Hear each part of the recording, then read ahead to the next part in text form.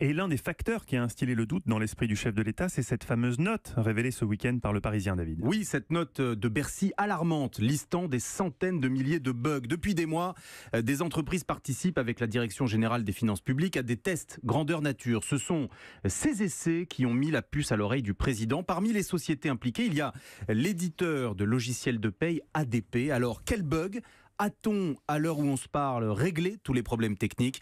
Reportage en immersion dans cette entreprise test, François Geffrier. Ce grand immeuble en forme de triangle, c'est la tour de contrôle de 3 millions de bulletins de paye édités chaque mois en France. Depuis février, 10 000 d'entre eux sont faits en double avec une version prélèvement à la source. Ce qui nous donne ici un prélèvement à la source de 77 € sur ce salarié-là. Emmanuel Prévost, le responsable de la veille juridique d'ADP, explique les erreurs qui se sont produites au cours des tests. Sur un de nos clients, on s'est aperçu que l'on allait rechercher un barème Guadeloupe au lieu de rechercher un barème métropole.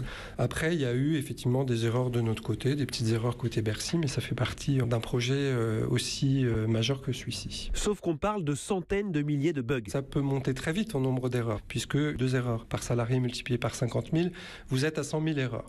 Donc ça monte très très vite, pour autant il est relativement facile de réguler ces éléments-là. Aujourd'hui, il y a encore des erreurs parfois? Sur les tests que nous menons, non, nous n'avons plus d'erreurs. Nous avons géré l'intégralité des cas de figure que nous avions prévu de tester en lien avec la Direction générale des finances publiques. Nous nous sentons prêts sur cette réforme. Tous les cas de figure, c'est-à-dire les salariés dans les dom-toms, les CDD, les expatriés, les frontaliers. Ces projets qui touchent la fiche de paye, rassure-t-il, nous les gérons depuis 40 ans. Reportage signé François Geffrier du service économie d'Europe 1.